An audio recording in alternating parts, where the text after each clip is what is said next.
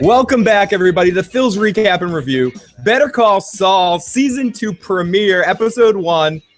The episode is called Switch. And holy crap, it is really good to be back talking about Better Call Saul. Joe's phone's already going off, lighting bells. I guess I'm right. Better Call Saul is back.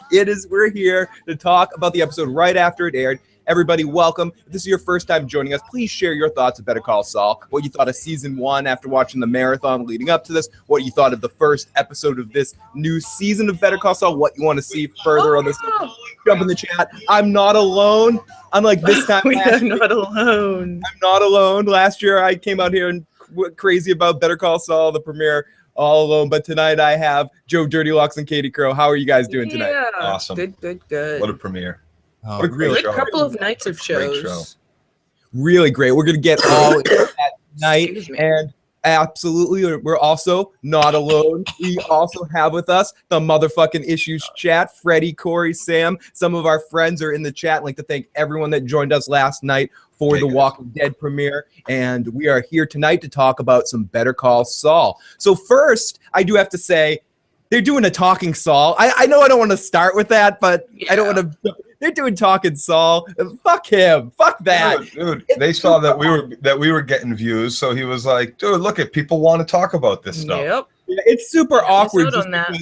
It's just hard seeing someone as cool as Vince Gilligan sitting next to Chris Hardwick doing that. Oh my gosh. It just doesn't. I like that they're doing it. I don't mind. I think that it's great. Why not?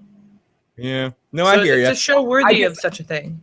Personally, this is what I feel, and I know this might be unpopular opinion, but I enjoyed it when they did it with when they do it with Walking Dead. I actually enjoy the Talking Dead as a show. I did not enjoy Talking Bad, and from what I saw of Talking Saul tonight, I didn't enjoy it either. It's awkward and it's weird. I'd rather see Vince Gilligan himself host the show. Why do they have to put Chris Hardwick there? I don't understand. I don't get it. It bothers me. But I don't want to talk about that. I don't want to dwell. Let's not dwell on my negative bullshit right now. Let's go into. I agree, Joe and Katie. Awesome episode of Better Call Saul. Great way to start the season. Kept going on the same kind of feeling and emotion that we have going from season 1. I love all the touches. I said immediately when this episode starts, because I feel like Vince Gilligan and his team, the people that do Breaking Bad and now do Better Call Saul, are almost like the best in the world at creating screen, like the way he frames tension and drama just with camera work. Yes, he's like the best. He is himself alone is a Coen brother. He's both Coen brothers. It's something so freaking well. The way that last show and this show is just shot and put together.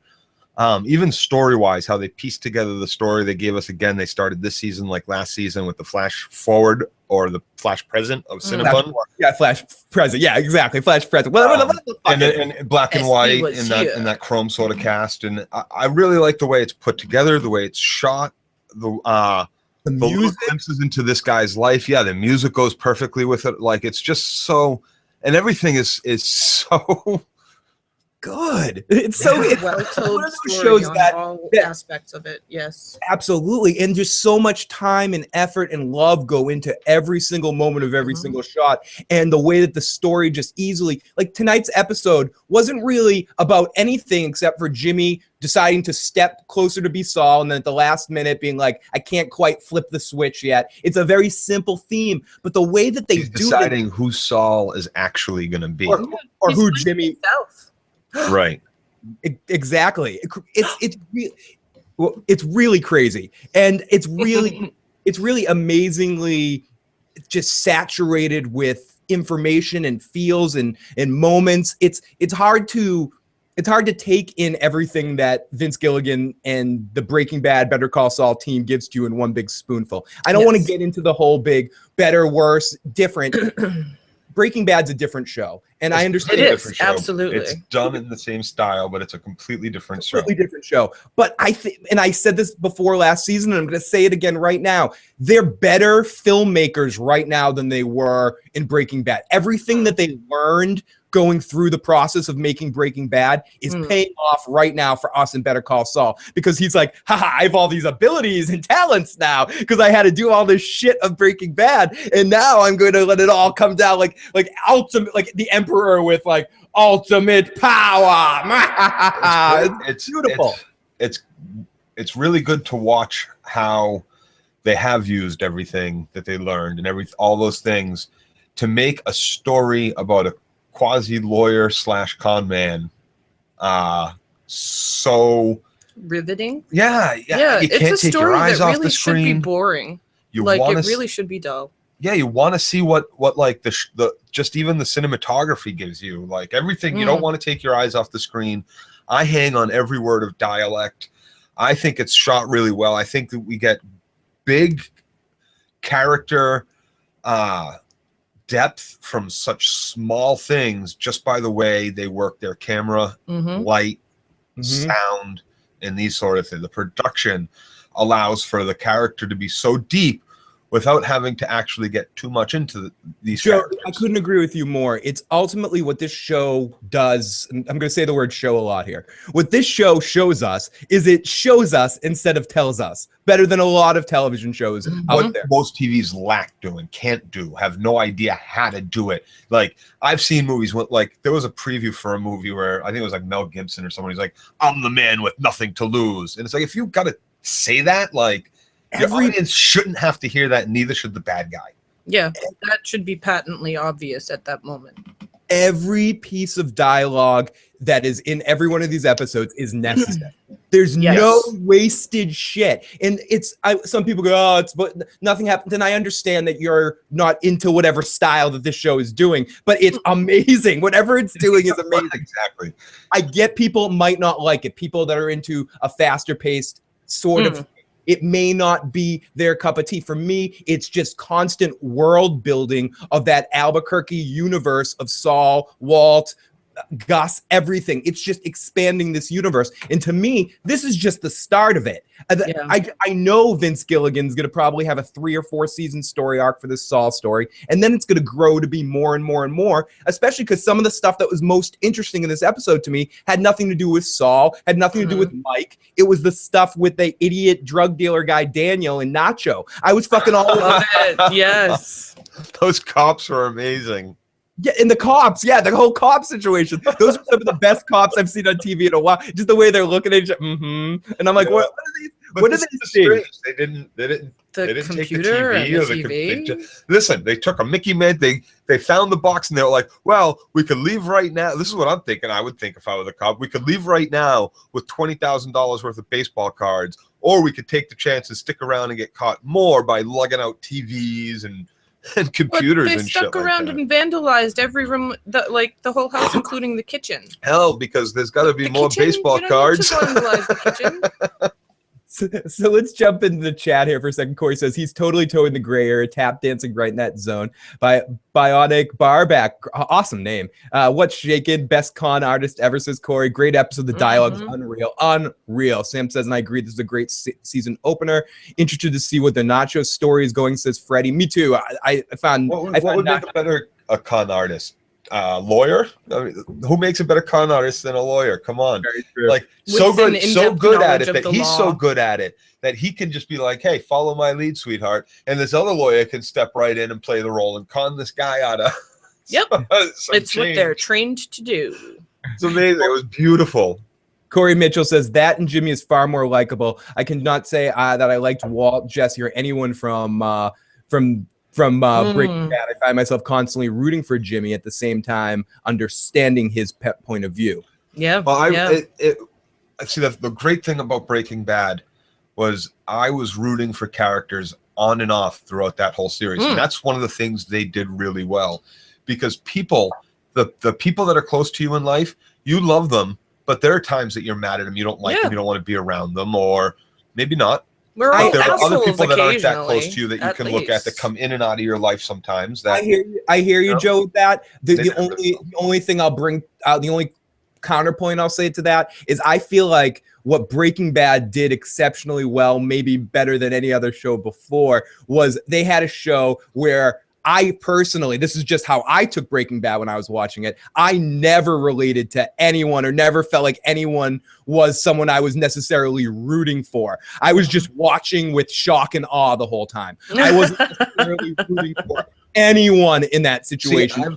Maybe Hank. maybe I was rooting for Hank at times. See, there was definitely moments in my life where I'd been sitting alone in my room late night when I was a young man, thinking, how can I do this? I know. How can you sell meth? Not sell, but make it. Like, No, I know there was big profit. Like, sit down, actually, like thinking about, you know, how could I do it, get away with it, make money at it, and then get out of it. And I know it can be done, and I know that people do it. And there was a time in my life where I sat down and actually thought, I can do this. If I can get my shit together enough, which of course I can't, I might be able to do this right. But no, you know, like, so there's, in that show particularly, there was definitely characters I could relate to. I could definitely relate to Jesse. I could definitely relate to some of the other people doing the drugs or selling to petty drug dealers and stuff. Just to wrap you back into this, though, do you feel like, just for a quick question, do you relate to Saul more, though?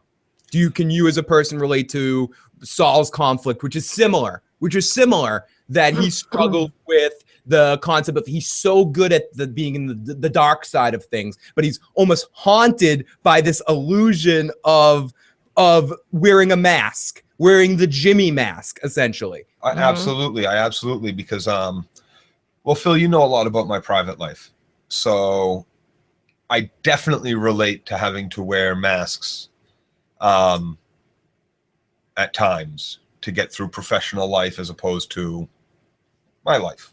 You know what I'm saying? So there's definitely a big part of me that absolutely relates to Jimmy, Saul.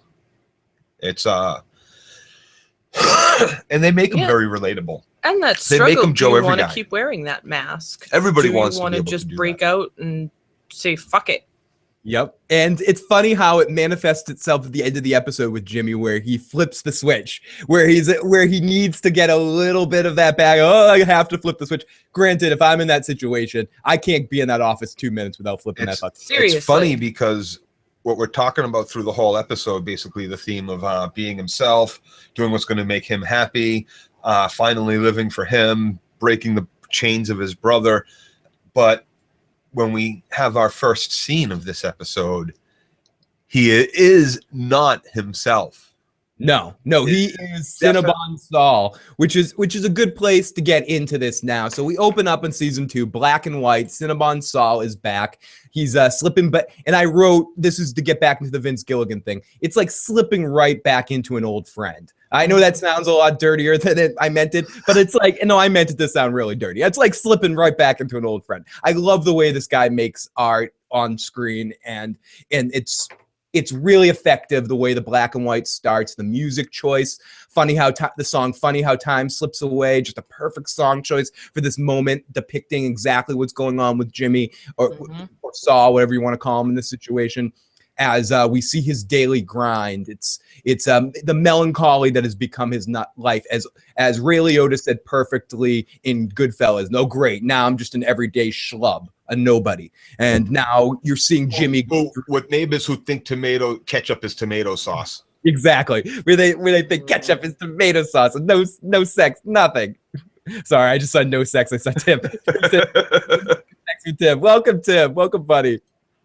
Great to see you guys, and great to see everybody that's jumping in the chat room. Oh yeah, it is. Thoughts about Better Call Saul. I was just gonna say Breaking Saul. Well, just okay. So ultimately, the Cinnabon Saul situation, he heads down with the trash, locks up for the night, and he heads down at about 9:19, 9:20. We see take a look at the clock as he takes the trash into the trash room, pops it into the dumpster, and he gets locked in the trash room. And what's interesting here is this is the first time I think we've heard real sound from him in this universe. So for just in a small, quirky way, me being such a Breaking Bad universe geek, hearing him, future Saul's voice meant a lot to me in a weird way, and him just kind of screaming like, fuck, and then walking over. We've all been there, haven't you? You've been there. Come on, we've all been there. But I just like mean yesterday. hearing his voice. Yeah, I've done when I worked at the college, and I locked myself in an elevator, and I sort of like, it was on my own doing, the elevator doors sort of like locked in, and I like closed like my shirt, and it was something weird like that happened, and I had to call the fire department, and it was almost like something about Mary moment, where the whole fire department came there, all like, you got locked in like that. all a big joke. That was a big fucking. Why didn't you just hit the unlock button? Yeah. Open door. Malfunctioned, and they like told me at the beginning of my shift that not to use the elevator, and I used it anyways. And then I had to call the fire department to come let me out. I think that's what it was. He's that kid. So he runs over to the emergency door where it's open this door and an alarm sounds. And this is in stark contrast to what we get at the end of the episode. How willy-nilly will flip the switch, or as we get in the middle part of the episode when he tongue licks the asshole of the stockbroker guy. It gets him to buy him the $50 shot tequila, which I don't even like tequila, and I would bathe in that shit. I'm like, give it. Yes. You know that shit tastes like fucking butter, like liquid gold going down your throat. I don't give a shit. That's gonna taste good and smooth. Hard alcohol is one of those things that price does matter. if you're drinking like the $10 American whiskey, most of the time. Sometimes there's some good cheap whiskey out there. Like no, there's some good mid-priced whiskey, but the really I'm talking about those really cheap stuff, the stuff that they put in the same bottle that you get like corn oil at Market Basket. Battery acid. Yeah, like those jet fuel. We used to drink it, Joe. It was called American whiskey. It was in a plastic. Yeah, it was in a plastic bottle. Oh, the Gordon's jug. Sam, I'm more of a fan of the Gordon's jug. I'm more of a fan of vodka for shots, but I'll drink tequila. The only one I won't drink anymore is Southern Comfort because I threw up on it once. Oh, the other Gordon jug. SoCo jug. Thank you for the Breaking Bad reference. Bionic Barback says this is the tequila that they gave the drug lord in Breaking Bad to poison him, I think. Horse piss, but it gets the drug. Very awesome. Very awesome. And I also heard before the season, Vince Gilligan on the podcast I listened to him on, he talked heavily about how this season, in the first season, they tried to make the Breaking Bad things happen, be natural to the story, but not do it as naturally as they wanted to. At times they felt like they held back on it because they wanted the show to live on its own. But now he's realizing that it's much more of a rich universe. And he said, expect all sorts of fucking cameos this season. I'm actually, this is just my tinfoil hat. I'm expecting a Jesse cameo this season. I'm expecting that to be. He still looks like he's 15 years old. Yeah. You know, so they can do it up enough where they can Skyler through or Corey. Sorry, Jeff. Like a Burger King or something, you know. Skyler Vodka. I mean, Sky Vodka. I love that shit. No. So he walks around and he sees an emergency sign. He doesn't have the balls to push through the door. And the sign says police will come, and he doesn't want anything to do with that's a big risk for him. It is a big risk for him. He's got to stay under the radar. Good point, guys. Good point. I think it's part on the wall behind him. Did you notice if any of those names or tags aside from the good one. I thought about that, Joe. I didn't take the time to look at those, but I was like, I'm sure, knowing Vince Gilligan, it has to be. There had to have been some references and some slights to something in that on that wall, like someone Tuco scribbled something, or somewhere. I tried to look and read, but ferret or whatever his name was. Badger. Granted, there had to be something on that wall. But the only counterpoint that I'll say to that is the fact that that's not anywhere near Albuquerque. He's probably in the Midwest somewhere in Pennsylvania. Yeah. So this probably not. But I was thinking, Joe, I was thinking the same exact shit at that point. So we get the shot, and this is what I wrote at this moment too. When we pan out, I'll try not to go too crazy on this stuff this season. I just had a Yosemite Sam moment. I'll try not to go too crazy on these type of things this season, but in this first episode, it's hard not to bathe in it. It's just such a great shot, the way it pans out. We see Saul sitting there with the mustache, feeling all bad with the sign behind him.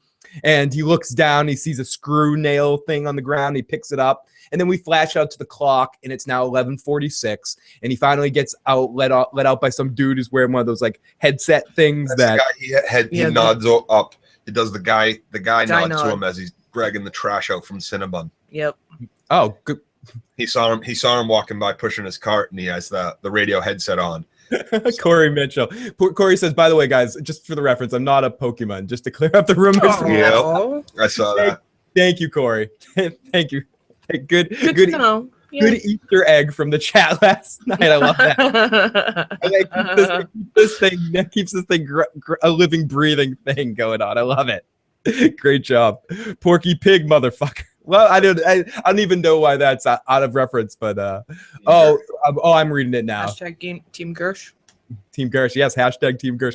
Tim, we got your voicemail from the end of the show. Amazing. Had us awesome. But it was great to hear your voicemail. I might need to cut that up and use it as a sound bite for something later. It was done. Fucking amazing stuff, Tim. Love you, brother. Okay, so after this, he finally gets out. The guy lets him out of the room, and he leaves there. And it must have stank in there. And that's all we get. Of course, it's the trash room. Yep. But as we pan out, why isn't there some sort of it's a two locked door system? It happens. Trapped in that room. That's weird. I've been trapped in too many rooms to question that stuff. I've locked myself out of my house so many times.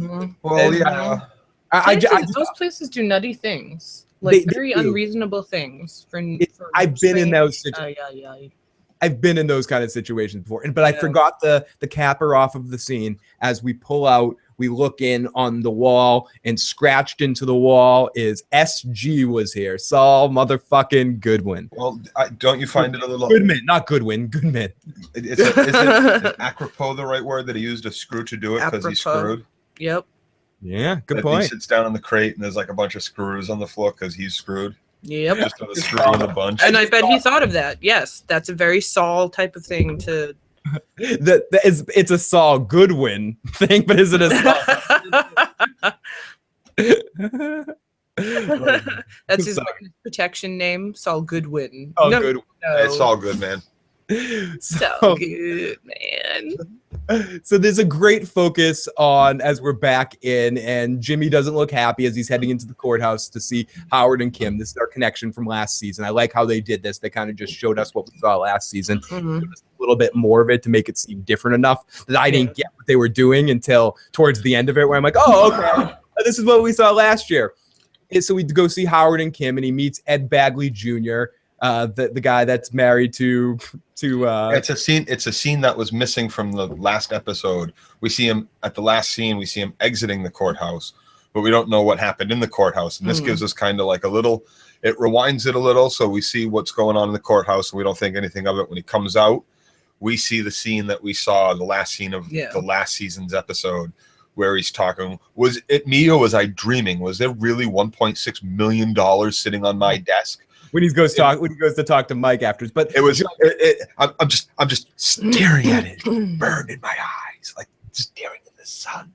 I just love it. It's so awesome how they did that, though, because it is. It's just a subtle little thing that, again, just adds so much more layers to each situation. It's something that How I Met Your Mother did excellently, too, where they show you, oh, this is the Marshall story, this is the Lily story. And they'll show you in different episodes how different scenes happen at different times that you missed in the moment. And this was one of those elements that just, I really love that they did this because I didn't realize it again until the Mike scene. I'm like, oh, is this new? But this is similar. Is he going for a new job? Is this after the events? Did she get him to come back? Oh, wow, there's Ed Bagley Jr. Say hello to Seinfeld. I love you, Ed. A little cameo right at the end. Did you see someone else that I thought I saw? We'll talk about. We'll get there. Yeah. We'll talk about that at the end. I'm not sure. None popped out of me.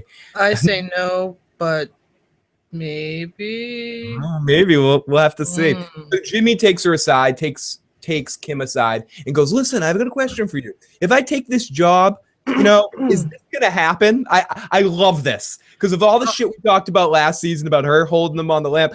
This is what every person, every man or woman that's ever been held on and has wanted to do. And this is. He is fighting the good fight for all of us men and women that have had to deal with being on the hook. And Saul totally just cuts through the bullshit here and goes, so if I take the job, do I get it? Is that what happens here? Because I'll take the job. Because didn't she say, what was there a line of hers last season that like, no, we work together. We can't do this this isn't going to happen because we're both lawyers here now or something. Yeah, or anything like that? Like, did she like use that as an excuse last season? No, I don't think so. I think she just kind of kept just trying to play the stall game with him, play the never. Because she answers it really well to keep him right on the hook, where she is like, that has nothing to neither one has anything to do with anything.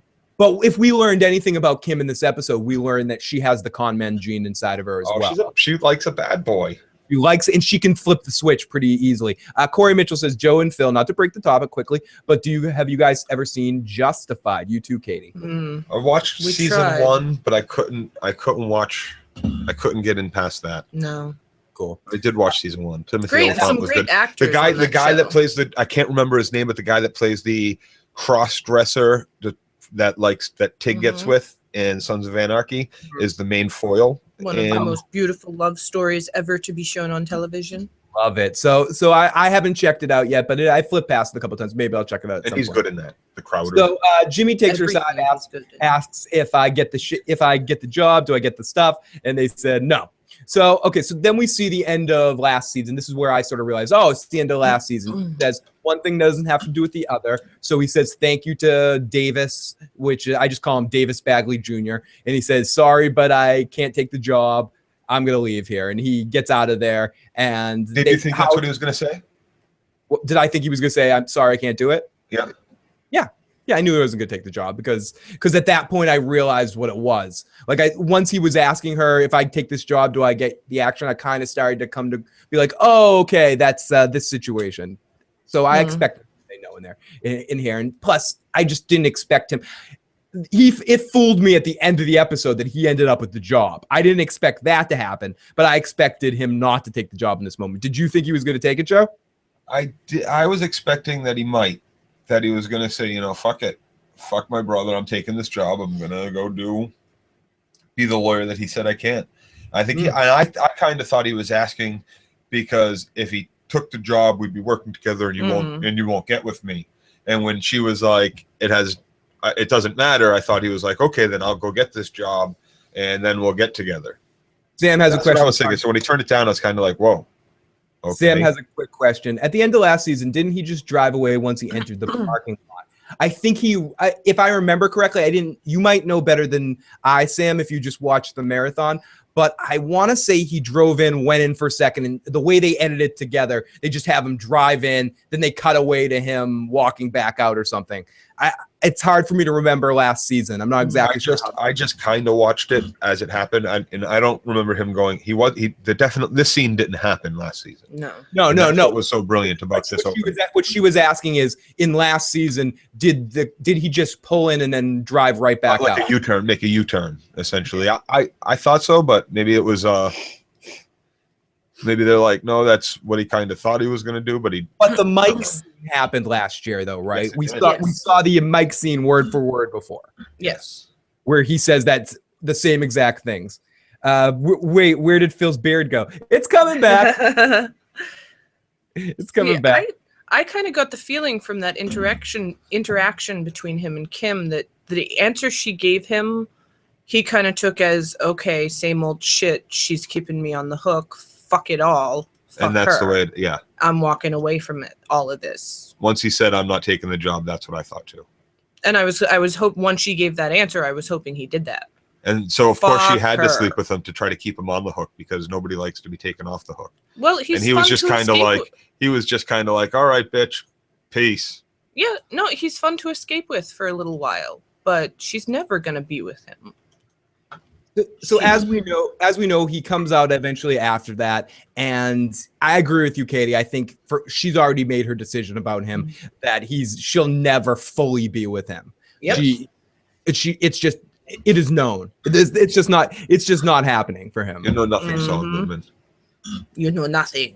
You know nothing. You know nothing, Saul Goodman. So he ends up leaving, and we have the same conversation with Mike that we had at the end of last season. And Joe already mentioned this. Did we really just have 1.6? I know it stopped me and it's never stopping me again, he says. Yeah. So this is one of my favorite moments in the episode. We get the smoke in the water thing from last season. Jimmy goes to his office and goes to the cucumber water lady. He goes, cucumber water for the people, the customers. It's cucumber water for the customers. And he goes, fuck you, and just goes right down and starts drinking it right out from the tap. Yeah, right from the tap. Does like a keg stand on the cucumber water. I love it. Lady doesn't say nothing. She knows she opens her mouth, she's going to get an earful of Saul Goodman. Yeah, and everyone else in the place thought it was hilarious. Oh, yep. They were trying not to laugh, but they were all giggling. Their $3 cup of cucumber water. Bionic Barback says, yeah, the season ends with Saul flicking his ring, and then we go right to him and Mike. This episode, they add the scene we missed. Okay, so they sort of like cut the scene out completely. Really awesome. Oh man, the preview they just showed Untalking Saul had me hyped. Oh, I can't wait to go back and watch that. Okay, Phil, new rule. Whenever someone says shit, play a bit of the Shit Buddies. Oh gosh, it's going to be a lot of shit buddies. Yeah, that'd be a lot. That'd be a lot. Shit buddy. That'd be a lot. 4 right there. Oh boy. And then do you count the shit buddy and the shit in the shit buddy song as having to play it again? Oh my god. Someone's just gonna play that South Park episode where they say shit. Like, what is it? How many times? Okay, so we go off. The next scene we get, excuse me, after Saul going into his office, singing Smoke on the Water, ripping the Jimmy McGill sign off the door, quitting being a lawyer in this moment. Excuse me. We see Mike in the car garage as the Hummer pulls up, and that douchebag, I forget his name, but I think that was it. Douchebag Doug. I think his name's Doug, but I don't know. I'm looking at the IMDb page. Daniel. I think his name is Daniel Wormvolt or something or Wormvolt. So Daniel the douche, we'll call him. The worm. Call him the worm. Call him Worm. That's a better one. Douche worm. Oh my god, that episode of South Park was hilarious. Did you get the feeling that he was going to take a new job when he ripped the paper with his name off the door? In the moment, I thought he was. I keep thinking in those moments when he does things like that he's gonna write Saul Goodman and put it on the door. Yes. In that moment, that's what I was thinking. But who's waiting? I'm waiting for it. Everybody's waiting for him to in the lawyer Jimmy down here. Everybody's waiting for him to finally introduce himself to somebody as Saul Goodman. But ultimately, it's again. The second time I'm bringing it up and not on purpose. It's like the How I Met Your Mother thing. Once he meets the mother, it's hard to do episodes after that, and everything else feels weird after that. You need to, once he calls himself Saul and like puts on the cape, ties the headband, becomes you need to shit to go with it. The series is kind of like essentially. No, I don't think so. I don't think it's not How I Became Saul Goodman. It's Better Call Saul. I was looking forward to him doing a lot of schmimey shit with I want to see more scenes of him in that fucking office with the Roman. You want Huel? You want Big Huel? You want Cuddy? Yeah, I was waiting for a lot of that stuff, and I think they have a lot to explore with that. A lot to explore with Mike working for him full time. I don't think that when they finally have the big reveal, like when Superman opens up his shirt, the show's not over. When Clark Kent pulls open his shirt, that's not the end of it. It's not the end of this universe, but at that point, that's when I think we should shift to our Gus arc, and then it all comes circling back together. To me, the Better Call Saul is the title essentially. I mean, we're looking into this, but it's fun to do this. Better Call Saul ultimately means Jimmy is dying, and he needs to call Saul to save his life. Essentially, no, I don't think coming Saul. I don't think that's that kind of, especially because I'm pretty sure it's coming this season. I don't think so. I think this is another. Katie, please, yeah. I keep looking for little tidbits of Saul Goodman in there, like he used a false name at the pool, and it was a great name he chose. But I was kind of thinking maybe he would use Saul Goodman or Mr. Goodman, like little tidbits, little nibbles. No, because he's waiting to Saul Goodman, that's his Mr. Cumston. Freddie says, I think there's plenty of Jimmy and that we'll get Saul in the future. I'm willing to wait. Yeah, I'm fine with it too. I'm willing to wait too. Jimmy's great. To me, I feel like I'm not, and that this doesn't mean I'm only going to be satisfied if I get this, but to me, I feel like we're only going to get full Saul at the very end of this series. I think this series to me is going to be all about Saul's rise. Yeah, but, I hope there's more than that. I hope it's short. It's all about Saul's rise, but I hope it's more than that. I hope we do get at least a few seasons or so of Saul working. I guess Vince Gilligan, in the way that he crafted Breaking Bad, said, I have a 5-season story to tell. They got one other extra season out of him. I assume he has a very set date on how long he wants this series to go. And then, as he said many times before, this is only one of many tales I want to tell in this universe. Yeah. So that's cool. I feel like this is probably going to be like I said this earlier, a 3 or 4 season, very tight show, and it's going to end. And that's not going to be the last we see of Saul Goodman. It's just he has a very specific story to tell. And then so it's 4 seasons. Then I want at the end of this season, I want the reveal for Saul, and then I want 2 seasons of Saul Goodman working his magic, building his business, and have it end with he meets Heisenberg, with Heisenberg walking through his door. Yeah. They could totally do that. Or Gus walking through his door, and then starts, a 4-season arc of the Gus tale that has Saul Goodman in and out of it until Heisenberg shows up in Gus's life. That would be so sweet. I like that idea. Phil, good job. Thank you. Okay, so Mike's in a car garage. This guy pulls up with this swarmy guy from last season in his big SUV. Mike says, listen, we're not taking your car. I'm not getting in that fucking pinball. Why? It's great. You don't like it? Play a license plate. and the matching shoes. Yeah, look at the matching shoes. Oh. Like, listen, Mike, you don't need to come with me. You don't really do shit for me anyway. Idiot. Silly man. Dude, this guy is such a fucking shit. I was hoping Nacho was going there to kill him, not rob him. He kind of looked like he was in a murderous mood. So, yeah.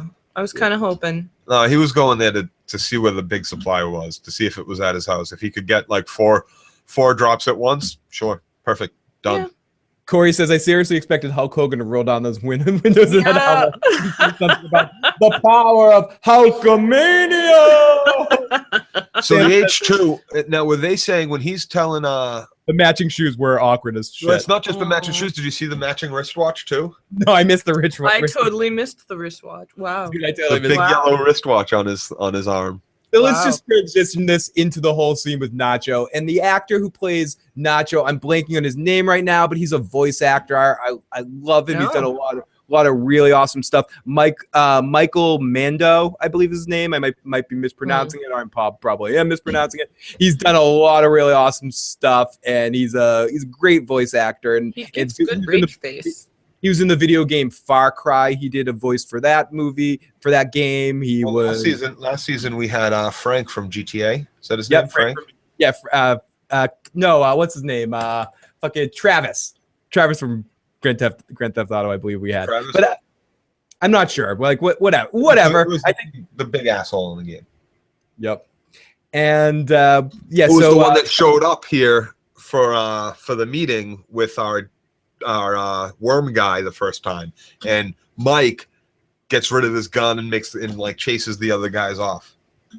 So takes the job all for himself. So this time, after he says, I don't want Mike's help, Nacho's there. This guy's just screaming, hey, police, look what I can do. Trevor, thank you, Freddie. Trevor, yeah, that's it.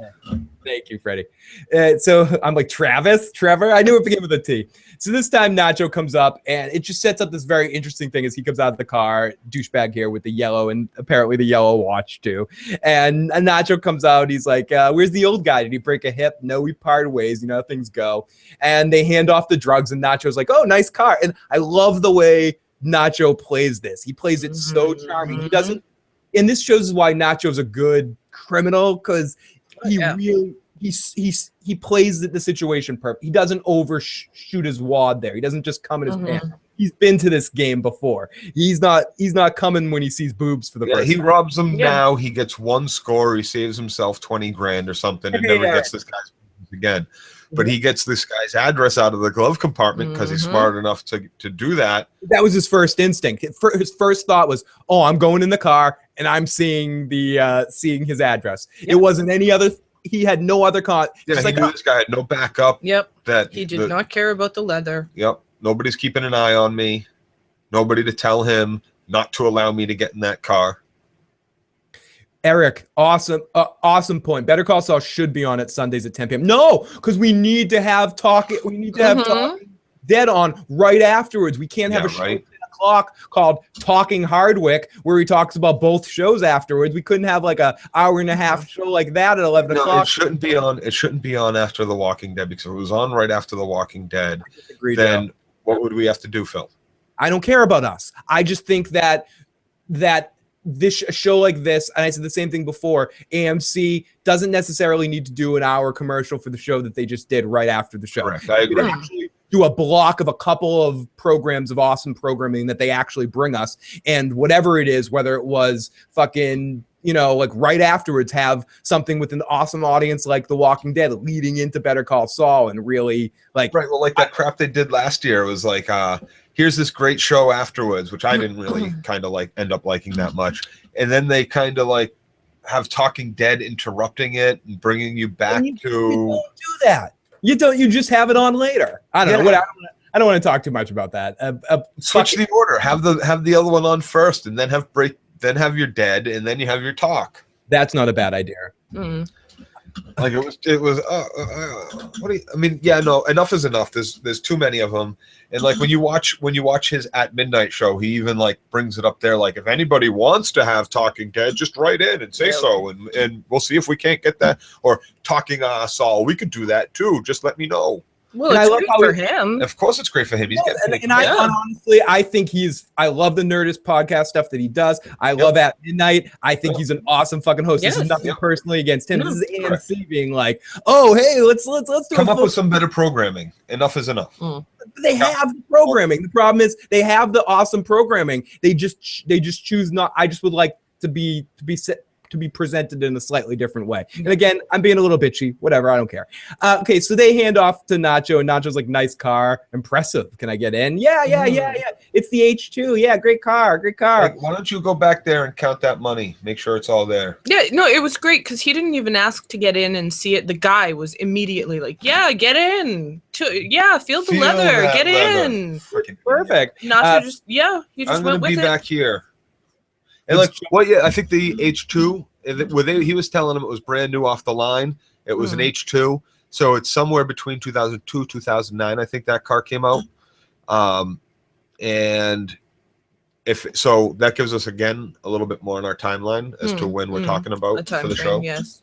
Let's jump in the chat for a second. Eric says, they should have it after the Walking Dead season is off it. Yeah, Phil, stop being bitchy. Talking Bad was really, really awkward, says Corey. Freddie said they should call Hardwick Charlie Hustle for being on these shows. No doubt. He's one of the hardworking guys in the world. He does so many shows, does so many podcasts, always out there. He does them well. I think he does them very well. And just to say one last thing about him, he after his first gig doing that game show on MTV, like he really hit some bottom times and really clawed and pulled himself back up and rebranded himself and made a brand in the Nerdist, in the podcast that he does, and took that and ran with it. And that being said, Talking Bad and Talking Saul is awkward as shit. Yeah, but and good for him. I'm just saying, what he did for himself and his career is amazing. Good job, Chris Hardwick. And keep up the good work. Respected and admired. Yeah, as they say, respect. So yeah. Okay, so whatever. Did we lose your video feed, Phil? I'll be back. Oh. Right. So he goes on and on about girls being comfortable running around the SUV. He gives, he opens up the glove box. He sees the address. He hands him his shit. He says, Nacho says, I trust you. We'll see you next time, as Nacho goes off very quickly. So Jimmy says, we cut back to commercial. Jimmy's laying in a really nice looking pool on now we remember, from last season, we see Nacho staking out the other people, so he knows how to do these little smash and grabs. Right. Yeah, this is his shtick. So this is his shtick. We see him That's what I was saying. Where this isn't the first time he's seen boobs. He knows modus operandi. This is his thing. Right. So he's gonna know. He's gonna plan it. He's gonna do it. He's gonna sit outside the guy's house, knowing he's got a good opportunity and a large period of time to get in and out of there. Mm-hmm. So, yep, that's what she said. So Kim shows up. And she kind of calls Jimmy on his bullshit, goes, is this just your midlife crisis that you're having in a pool as he's hanging out in a pool on vacation? He's like, no. Clarity. It's a midlife clarity. Yeah, midlife, not a midlife crisis, midlife clarity. Great answer. Mike was not jumping in that douchemobile, says Corey. Sam says, oh, the episode is on again. Chris Hardwick does a lot of cocaine, says Tim. Adamantly not getting in it. Bionic says the lawyer that hires Jimmy is the father in Pineapple Express. What's his name? Ed Bagley Jr. Yep. He's actually married in real life. St. Elsewhere. He's quite famous in his own right. He's married in real life to Elaine from Seinfeld. And is he? Yeah. But that's awesome. Good for him.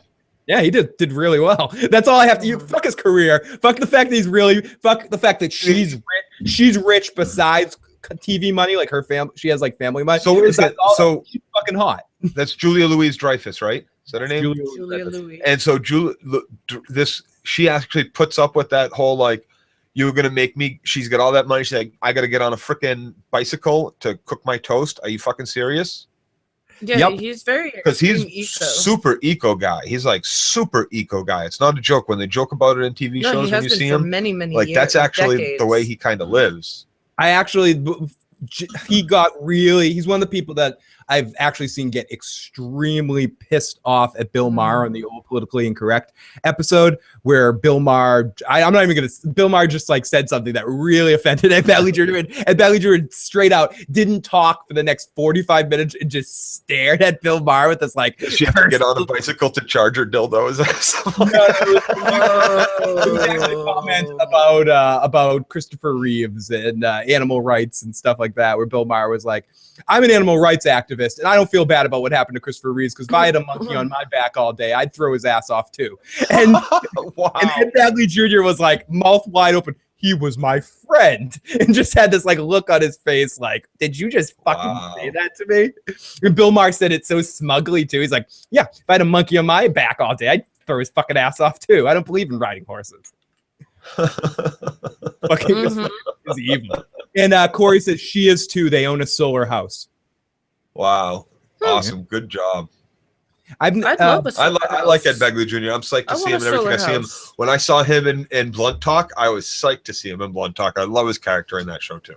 Yeah, I like him in everything. He's a tremendously likable actor, and it's good to see him on this show. And it's similar to the way I feel about Michael McKean. Actually, they're both in Spinal Tap. Ed Bagley Jr.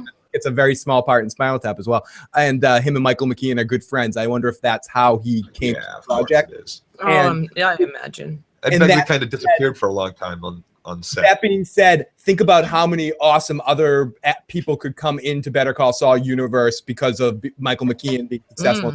We could see Christopher Guest showing up. We could see a lot of other really awesome actors and performers. Harry Shearer coming into other members of Spinal Tap. I'm just going off on possibly coming on the show. Confirmed here, guys. Okay, so he says he's not acting. He's finally being himself. And again, something I can relate to when you kind of shut down all the barriers. And you're like, no, I'm not. I haven't changed. You've always seen the bullshit side. This is who I really am.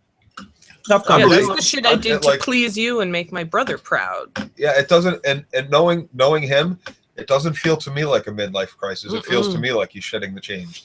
It does, yeah. Which is really nice. Michael McKean, aka. And then she came back. Yes, Michael McKean is the lead singer in Spinal Tap. If you haven't checked out Spinal Tap, definitely go check it out. Yeah, check out Big Bottom. Pause this video and come back and go watch a couple of Spinal Tap videos and see Chuck singing in that band. It's hilarious. Amazing stuff. Yeah, it's really funny stuff. And then watch the whole movie because it really is great. Yes, it is. It's been many years since I've seen it too. We need to watch it. It's very much one of those fake documentary movies that guy does, like Best in Show. Guy, I can never remember his name. And I just found out he's married to Curtis. Christopher Guest you're talking about, right? Yes, he's married to Jamie Lee Curtis. Ooh. Bam. Yep. It's such a small world. Okay. Yep. So she says, fuck it. Let's get drunk. He goes, get in the pool. Come and get in the pool, and I'll tell you why I didn't take the job. She says, fuck it. Let's get some drunk. Jimmy is getting ready to order yourself some. a one piece. Yeah, nothing fancy. Buy yourself a one piece. Jump in the pool. I'll tell you all about it, baby. Yeah, let's get. I was looking at this album and it was black. I was wondering how I couldn't get much black. Is the album clear? No.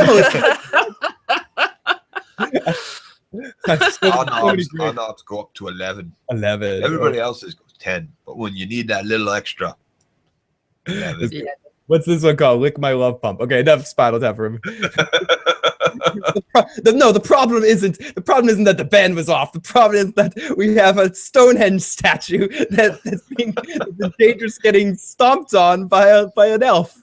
Okay, so she says, fuck it, let's get drunk. Jimmy's gonna buy some serious alcohol. She asks what happened when he was in Cicero. He goes, it wasn't in Cicero. She goes, you came back from Cicero with a pinky ring, and you're saying in the mafia now? The yeah, pinky the mafia, ring. I don't want to be a lawyer. And he says, no, all I've done my whole life since I've come here is do what Chuck wants. No more. It's for me now. I got into the law for the wrong reasons. My talents lie elsewhere.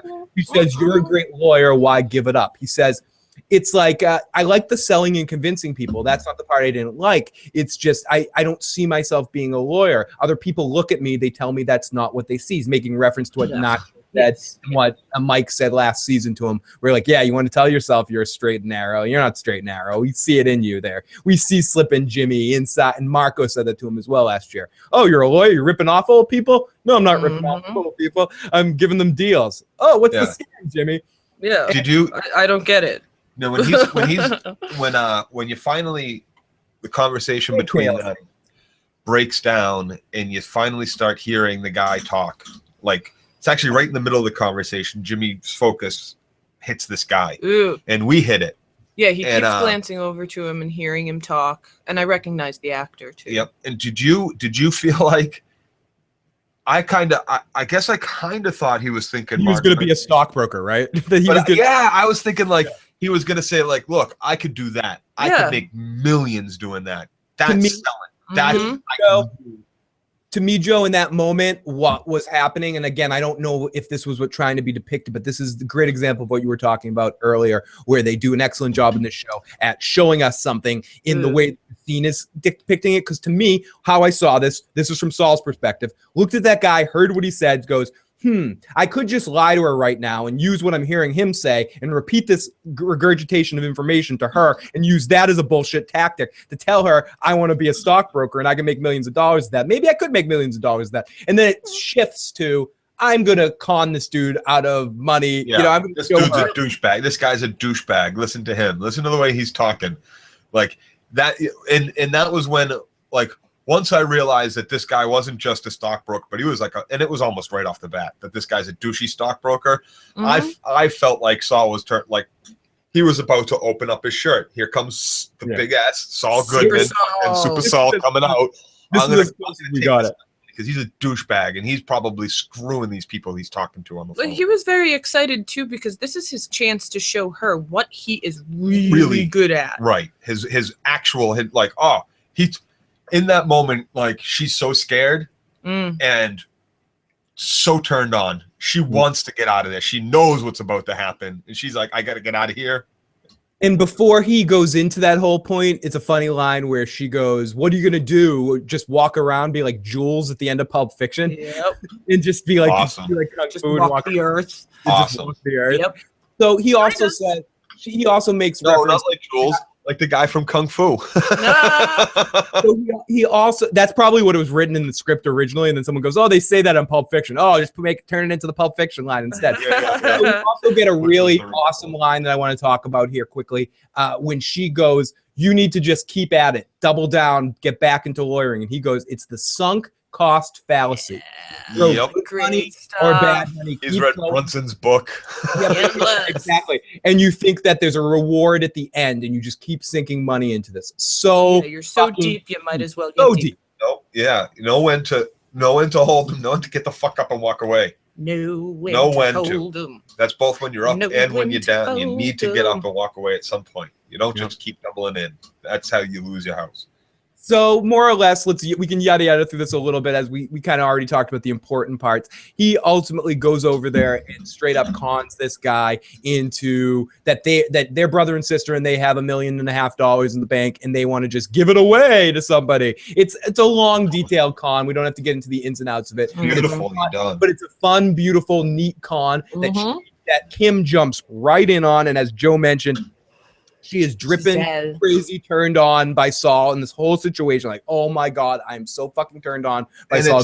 And she's the one that brings up the expensive, she's like, oh wait, yeah, do you have this string? Yep. Like, she sees where it's going. As soon as they sit down, she knows, she already knows. Like, she feels what's coming on. Well, once she names herself, she's in. Giselle. So TikTok, they end up fucking, and the next morning they're brushing their teeth, and I'm totally on Kim's side in this situation. Yes. I don't care if we exchange body fluids. I'm not sharing my toothbrush with you. Well, here's the thing. You're scrubbing those things with that thing. When I'm done with my toothbrush, here, you can use it. Here, have it. But I'm not going to use it again. Nope. I would prefer throw it out when you're done or keep it, but I'll go get a new one. Don't put my germs in your. Don't scrub my germs into your teeth. Not cool. No. Fucking gross. I'm not into it either. Nope. Okay, so he ends up doing cute scene. Really cute scene. And I have to say sad though, because I know this is going to be heartbreak for him. Horrific. She's okay with him using her finger to brush his teeth, but not her toothbrush. But you don't want to see how he flosses, Joe. Do you know? That's different, Joe. I know some married couples. I know some married couples that will straight up that movie with Simon Pegg, but they don't share glasses of water. There are people out there that are like that. I can totally understand that. Okay, so anyways, she kind of gets her shit together. She heads out. She saves the top of the bottle of the tequila that she got, and they have a sort of great interaction. This whole section of the episode, from the con into them making love, is a really fun part of the episode. Again, I'm not going to go detail to detail, but it's definitely worth checking out to watch how he weaves this con and how the two of them work off each other. I think that's something we're going to see a lot of this season, of them kind of almost like drug addicts in the night, being lawyers by day and having to con people by night and just like getting off on it or something. And that's he becomes her escape. Exactly. From reality. But he's never going to be her reality. And so it's going to end in horrible heartbreak for him. So let's get over to ultimately what is the best scene of the episode after she leaves for her day. And Saul's like, I got places to go, whatever. We go over to douchebag in Yellow's house. As policemen go in and they look at his trashed house as he starts explaining that his baseball cards were stolen. I cannot give this up credit enough trying to recap this. Again, this is something you have to see to understand. I feel like if I try to say it, I'm not going to give it justice of how awesome the way this guy depicts this. I lost my baseball cards. They used to be a 9.9, but they're not a 9.9 anymore. And if they take out the packaging, if they take out, they're all in top loaders. Yep. But if somebody takes them out, so they should be good for moisture. But if they take them out of the top loaders, it could be instantaneously that they're downgraded from 9.9 to 9 to 2. It's instant. So I know you have 48 hours. I know time is of the essence. So if you start going, I can give you a list. You can hit the pawn shops and the local card dealers and find out someone is going to try to pawn these immediately because they're worth a lot of money. We all know this dude.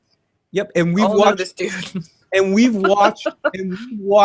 watched Law and Order, and I understand how these CSI situations. Why don't you dust and get prints and fuck you, dude. Your house got broken into. The baseball cards. And these two cops are looking this side of in The Big Lebowski when the cops come in and the dude's like reporting that his rug got pissed, or that the car got stolen. Yeah. Oh, great. I wouldn't stretch out for the credence. Sorry for the car. The cops looking around the table, finding the roaches, dusting the roaches inside. These cops the whole time, you're not even sure what they're looking at, are looking back and forth to each other, eyeballing. Well, right from the start, they're walking up to the house.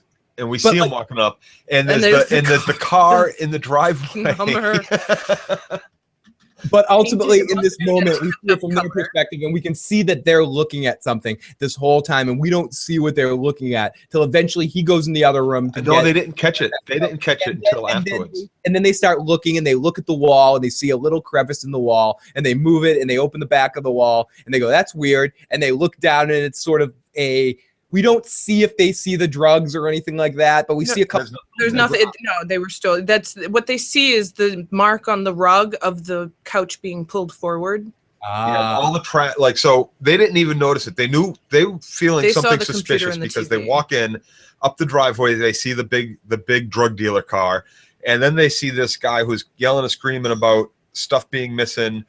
And they're kind of like, what was taken? The TV's there, your computer's there. He's like, baseball cards. Yeah. So that already sounds a little suspicious. Yeah. And he's an IT guy. And then they look around. The kitchen's been sacked. The living room's been sacked. There's trash all over the place. And it seems odd. And then he says, and cash was missing. And when they say how much cash, he says, that's not the important thing. The important thing is the baseball cards. Go find my baseball cards. And I believe him that he's actually talking about baseball cards. I wasn't sure for a while. I think the baseball cards weren't stolen. He just stashed them somewhere. Oh, we have someone I'm sorry. We have someone in the Google chat wing room. I just want to make mention of them. Not sure if this was already mentioned, but Talking Saul won't be weekly. Will return at the season finale. Oh, good. Thank you for that. I think that's good. That's good. I take back some of what I said. So then when he's like, after he gives that speech about the top loaders and all that shit, he says, I can give you a list of exactly what was taken. I've got the list on my computer. And they say, good. Yeah. Why don't you print that up for us? And he leaves the room, and they're talking about how this all doesn't look right. And that's when they notice the floor. The trash is like perfectly cornered, that if you pull the couch forward, the big love seat or love chair forward, it'll fit in that little groove. And that's what they do. They see that the kickboard on the wall is there's a little gap. There's a gap in it. Yeah, it's not flush. It's been cut. It looks like it's a compartment. It looks like it's been checked because of the way the chair was moved and the trash was moved. And that's where they go. They go right for it. But I think they just noticed it right after he left the room that. Yeah, and they just had cop spider sense the whole situation. Yeah, he did a typical thing when people try to stage a burglary. They claim whatever they care about most was stolen. They don't think about, I have to get rid of the TV and the computer, because these are the things that actual burglars are going to take. He got rid of his precious baseball cards. He stashed them somewhere. Yeah. And he was like, what are you going to call a cop? He had no way to call a cop for a break-in about drugs. So he had to find a way to get the cops to come. And I also like how the place was trashed right around, and he had cleared out the area right by his chair and stuff like that. And because the chair was pulled forward. Yeah, you pull it forward and it all gets pushed there. So all the trash was pushed out of the way, and that's what they were like, why is all the trash just moved in this triangle spot? Oh, because if you pull the chair forward, it fits perfectly there. Oh, look, there's a board loose and able to be moved. Oh, yeah, like they go and they look in the kitchen, and the kitchen, like the cabinet, it's trashed. Ooh. Like some people keep cash in a coffee can in their kitchen or something, but there's no reason to trash the kitchen to find it. Yes, Sam, congratulations on the opportunity of being the law student. You're going to be our Better Call Saul and get us out of trouble. Hello. Yeah, we got to get a future lawyer of America inside the chat. Free advertising, for free lawyering. Free lawyering. Better Call Sam. Better Call Sam. Okay, so he's back in the pool with a phone in his bag. As we cut over from this scene, we see Saul back in the pool with the phone in the plastic bag. That's a neat pool, I have to say. Oh yeah, it almost looks like it should be a lazy river. Can't swim laps in it too, although. Okay. But lazy river is awesome. The underwater laps would be cool. You just have to learn when to turn and stuff. Work on the swerve. I love lazy rivers. If I wouldn't even want to. That's like my dream, to be able to just play in a lazy river. Like when you have the $100 million in the bank, Phil, you don't build a lazy river. It can double as your moat. Lazy river slash moat to keep the dragons out. Or to keep the dragons in. Yeah, and the peeps out. Yeah, and keep the girls in and the dragons out. Oh. So Oh, what? Did I say that out loud? Whoops. Keep the dragon in the girls. Freudian slip, Phil. Don't say the inner monologue out loud, Phil. Okay, so we go back to the song. Basically, he calls Kim up on the phone. He's trying to get her to come there and help and con more people. He says, I see the fattest, slowest water buffalo, and I see this woman like a lioness. And then he goes, it's just so funny how he goes, I'm sorry I said lioness, but I just wanted to be very proper to the animal, to the species in my comparison. It was great. I love that. I caught immediately that he said lioness, and I loved it. And they do the hunting. It's not it's not a sexist thing. It's a Nature Channel, the National Geographic thing. I'm just being species correct, Yes, and he wants her in on the scam because, as usual with most things in life, it's more fun when you have a partner. And he's trying to. I also think he's not full Saul. So getting some, she did again. I talk about this a lot, but the Eddie Murphy thing with the hook, she gave him a little taste of the cracker. She gave him a nibble. She gave him a cracker.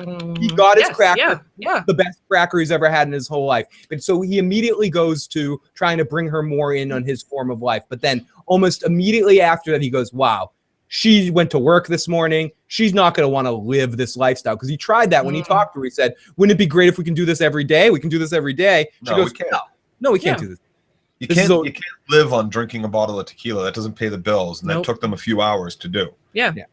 Like there's other things you can do, but like to get that thrill and make money, which I'm sure Saul knows. Well, it's not respectable. You can't tell your parents or your friends what you do for a living. It's a fantasy. Exactly. Total fantasy. The bigger the con, the more dangerous. The more dangerous. Exactly. So speaking of the big cons where you can drive a Mercedes and live in a McMansion somewhere. And, someone's out to kill you. Yeah. And either with a con of his own creation or Kim's influence, we can debate that as the season goes on.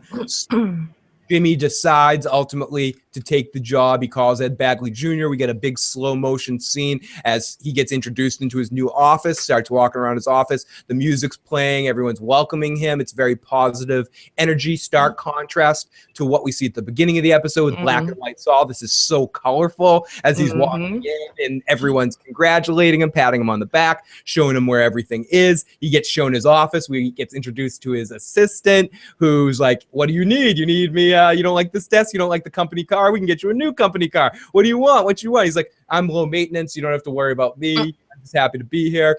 And he yells, well, maybe I'll get that lazy river. I mean, maybe I'll get that Cocobolo wood desk, and which I think connects to last season at a point in time when he looks to that at a certain point in time. Yeah, Cocobolo's been mentioned before.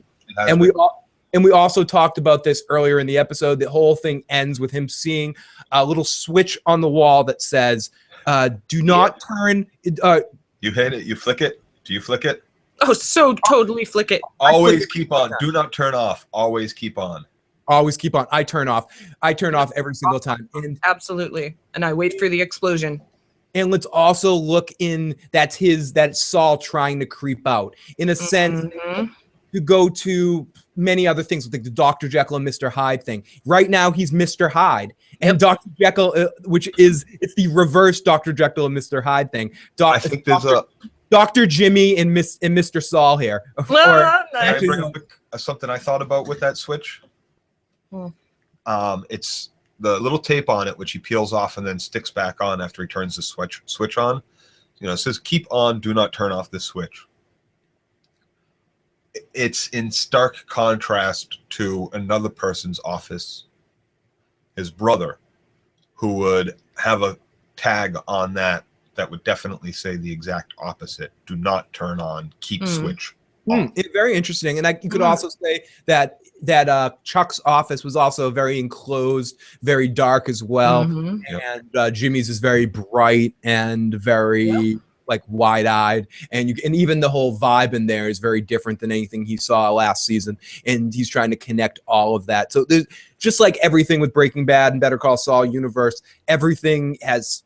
This is one of those shows. It's turned on. Everything he's turned on the switch. Turned on, but this is again one of those shows similar to Game of Thrones in the sense that, or True Detective, season 1, probably season 2 as well, if I ever can get through past episode 2 of that.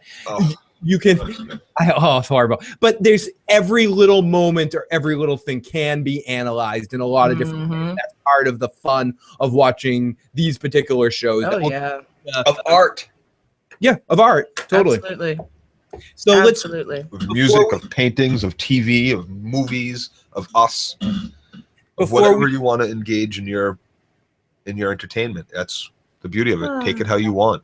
Absolutely. Okay, so before we call it a night, let's jump in the chat. One other question, Phil. One other question about Worm Guy.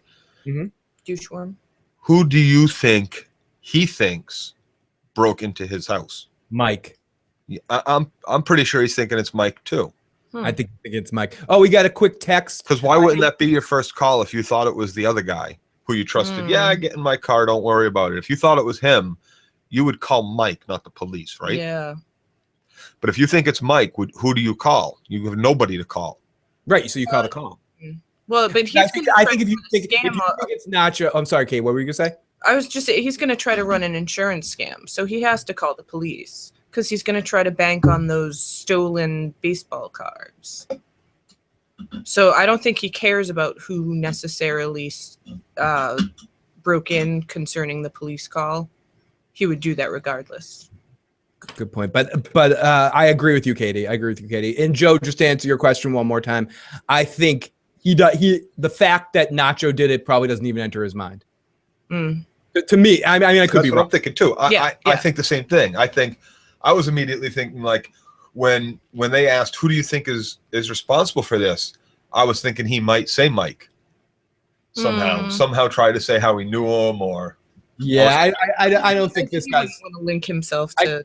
And I think this guy's too much of a pussy to actually do that when it comes down. But he's too stupid to realize he's a pussy. Let's jump in the chat a little bit before we call it a night. Sam says, haha, love Dr. Jimmy and Mr. Saul reference. I hear a rumor that Chuck's going to die this season. Supposedly he got into a fight with Vince Gilligan on set. Ooh, I'll take a look at that. Oh, no. Detective season 2, and KLC says, yeah, definitely Mike.